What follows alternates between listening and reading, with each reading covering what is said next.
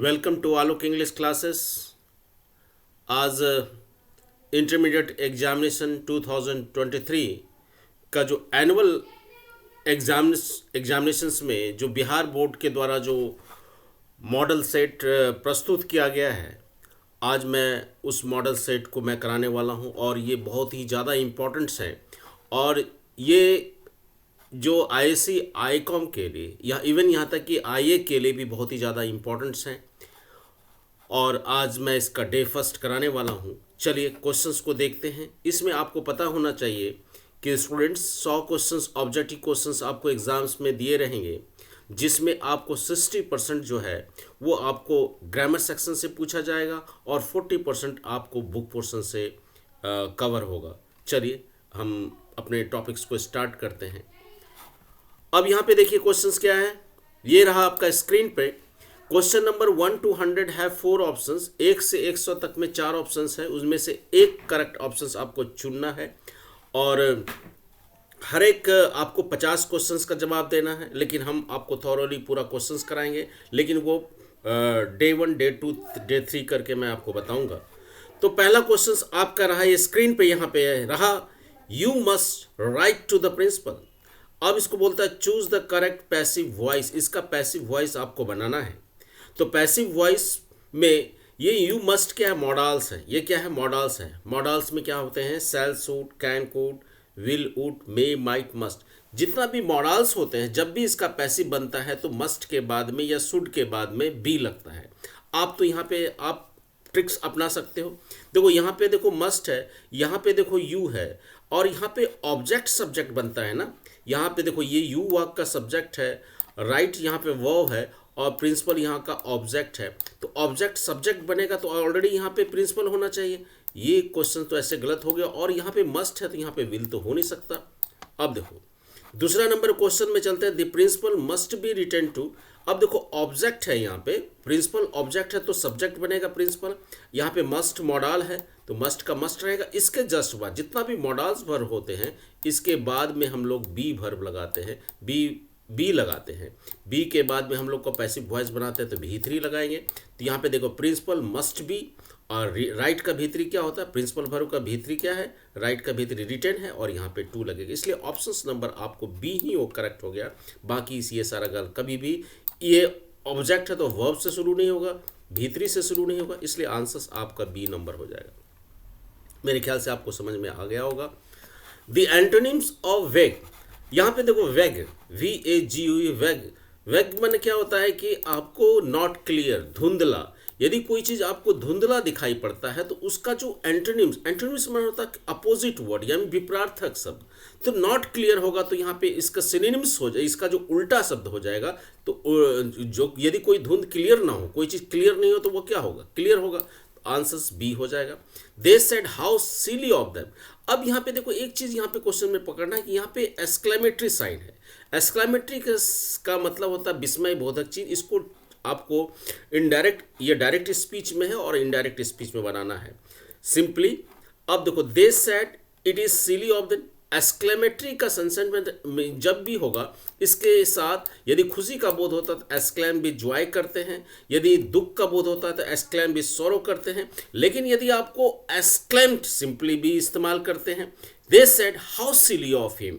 अब देखो यहाँ पे क्या है, तो अब हम लोग चूज पकड़ते हैं। यहाँ पे देखते हैं एक्सक्लेम्ड कोई शब्द है या नहीं। दे सेड दैट, ये तो क्वेश्चन हो ही नहीं सकता क्योंकि यहाँ पे WH क्वेश्चन हाउ है तो यहाँ किसी भी प्रकार का कंजंक्शंस का प्रयोग नहीं होता और यहाँ पे दैट का प्रयोग तो होगा नहीं। सिली ऑफ हिम इसका कोई मतलब ही नहीं निकलता है। अब देखो यहाँ पे तीसरा नाम, they exclaim that it was very silly of him. ये आंसर्स आपका अप्रोप्रिएट है, इसलिए आंसर्स नंबर सी होगा। और इसका तो कोई दे वेर एंग्री दैट, ये तो कोई मतलब नहीं निकलेगा। यानी कि एक ही वर्ड यहाँ पे जो एक्सक्लेम्ड दिया गया है तो यहाँ पे एक्सक्लेमेटरी साइन है, इसलिए यहाँ पे एक्सक्लेम्ड का प्रयोग करेंगे। कितना आसान क्वेश्चन है, एकदम ट्रिक्स अपनाओ, डेफिनेटली आपको ये फायदा होगा। I dash him 2 years ago। आपको एक चीज मैं बता देता हूँ स्टूडेंट्स, इसको choose the correct form of tense, यानी टेंस का करेक्ट फॉर्म आपको इस्तेमाल करना है वर्ब्स में। आपको यहाँ पे देखना है क्या है कि I dash him 2 years ago। यदि वाक्य सेंटेंस में एगो रहेगा बिफोर रहेगा। मेरी बात को ध्यान से सुनिए, और ये आपका कई सारा, एक नहीं इससे कई सारा क्वेश्चन, इस टाइप के कई सारे क्वेश्चंस आएंगे, आप डेफिनेटली बना लोगे। यदि वाक्य में एगो रहेगा, बिफोर रहेगा, यस्टरडे रहेगा, तो हम लोग सिंपल पास यानी वर्ब का दूसरा रूप का इस्तेमाल करेंगे। जैसे सी वर्ब का पहला रूप है, तो इसका दूसरा रूप क्या हो जाएगा, सा हो जाएगा। जैसे कि I dash him 2 years ago, तो मैं 2 साल पहले उससे मिला। सी मैंने मिलने के सेंस में होता है, सी का V2 क्या हो जाएगा, सा हो जाएगा। आंसर नंबर ए हो जाएगा। नेक्स्ट चलते हैं। सब actress are dash dancer, brilliant dancer, courteous dancer, dangerous dancers, rapid dancer. तो यहाँ पे कुछ एक्ट्रेस जो है अच्छी डांसर्स होती है, तो आपका ऑप्शन सही करेक्ट हो जाएगा, इसलिए ऑप्शन नंबर आपका ए है। नेक्स्ट चलते हैं। Dash they live near you. अब देखो यहाँ पे देखो, लीव वर्ब का पहला रूप है। वर्ब का पहला रूप यदि आप हैव या हैज होता तो वर्ब का दूसरा रूप का प्रयोग करते। प्रेजेंट परफेक्ट टेंस में हैव या हैज के बाद भी3 होता है, लेकिन यहाँ पे प्रेजेंट, अब देखो यदि एमिजार होगा तो वहाँ पे भी4 का प्रयोग होता है। यहाँ पे तो ऑलरेडी वर्ब का पहला रूप है। अब देखो dash they leave near you. अब देखो दे के साथ, आई वी यू दे के साथ जो है, जब इंट्रोगेटिव फॉर्म में है तो हम लोग डू लगाएंगे, और भी प्रेजेंट इंडेफिनिट टेंस में, तो यहाँ पे क्या ऑप्शन हो जाएगा, डू। ऑप्शन नंबर हो जाएगा बी नंबर। डस तो होगा नहीं, हैव तो होगा नहीं। यदि हैव लगाते तो यहाँ पे भी3 रहता तब हो सकता था, यदि आर रहता तो यहाँ पे भी4 रहता तो हो सकता था, इसलिए ऑप्शन नंबर आपका बी करेक्ट हो जाएगा। Do they live near you, क्या जो है वे लोग आपके नज़दीक रहते हैं, क्या वे लोग आपके नज़दीक रहते हैं। ये प्रेजेंट इंडेफिनिट या सिंपल प्रेजेंट में है। अब 7वां नंबर का क्वेश्चन में देखें, choose the correct sentence. We saw a wonderful show next day. देखो नेक्स्ट डे का प्रयोग हो गया, हम लोगों ने देखा नेक्स्ट डे, ए वंडरफुल से देखा अगले दिन, अगले दिन देखा, तो ये तो फीचर्स वाला बात हो गई, ये तो ऑप्शंस कलेक्ट हो जाएगा। वी सो हम लोग दर्शाते, ये तो वर्ब के form, we so a wonderful saw yesterday, ये तो होगा नहीं, ये तो अटपटा सेंटेंस है। We saw a wonderful saw today, ये तो होगा नहीं। अब देखो we saw a wonderful show yesterday, कल हम लोगों ने एक अच्छा शो, एक अद्भुत शो देखा, इसलिए ऑप्शन नंबर आपका डी आपका करेक्ट हो जाएगा। नेक्स्ट चलते हैं। The book in part dash boring. यहाँ पे चूज द करेक्ट ऑप्शंस। आपको 4 ऑप्शंस दिए गए हैं, अब उसमें एक ऑप्शन करेक्ट खोजना है। हमने बताया था कि the book in part dash boring. देखो यहाँ पे प्रेपोजिशंस है, इन है। हमने बताया कि जब फर्स्ट प्रीपोजिशन, यदि वह सेंटेंस में कई सारा प्रीपोजिशन है, फर्स्ट प्रीपोजिशन के पहले यदि नाउन सिंगुलर होगा, ट्रिक्स जान लो, फर्स्ट प्रीपोजिशन के पहले यदि नाउन सिंगुलर होगा तो आगे का वर्ब सिंगुलर होगा। यहाँ पे इन के पहले बुक सिंगुलर है, इसलिए वर्ब यहाँ पे इज होगा, आर तो होगा नहीं, वर तो होगा नहीं, हैड तो होगा नहीं। The book in parts is boring.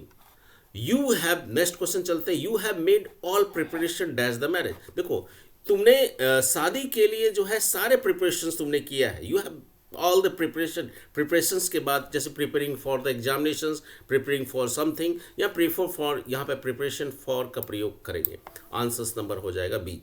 Where did dash buy the dress.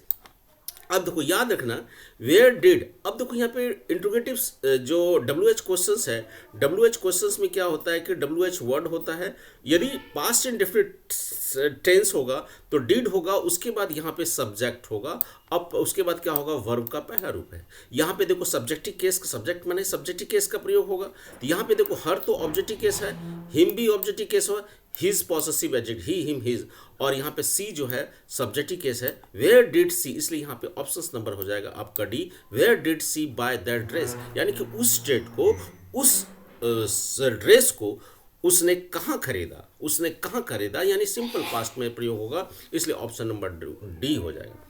Next है I would appreciate dash from you. देखिए वुड के बाद V1 है, अप्रिशिएट के बाद में V4 का प्रयोग होता है, इसलिए यहाँ पे क्या हो जाएगा, ऑप्शंस क्या हो जाएगा, V4 का प्रयोग, हेयरिंग का प्रयोग करेंगे। नेक्स्ट देखो, the boy order to follow him. Next question देखिए 12 नंबर क्वेश्चन में, the boy order to follow him, choose the correct direct narration, इसको डायरेक्ट स्पीच में बनाना है। अब देखो ऑर्डर वाला वाक हो गया, ये इंपरेटिव सेंटेंस आदेशात्मक वाक हो जाता है, तो यहाँ पे देखो ईडी लग गया, तो यहाँ पे एक पहला नंबर का ही ऑप्शन सही हो गया। द बॉय सेड, ये पास्ट में था, फॉलो मी, लड़का ने कहा फॉलो करो, यानी कि फॉलो करो आदेशात्मक वाक्य है तो ऑर्डर का प्रयोग करते हैं, और इंपरेटिव सेंटेंस में यहाँ पे क्या होता है, टू लग जाता है, इसलिए the boss order to follow him. तो यहाँ पे देखो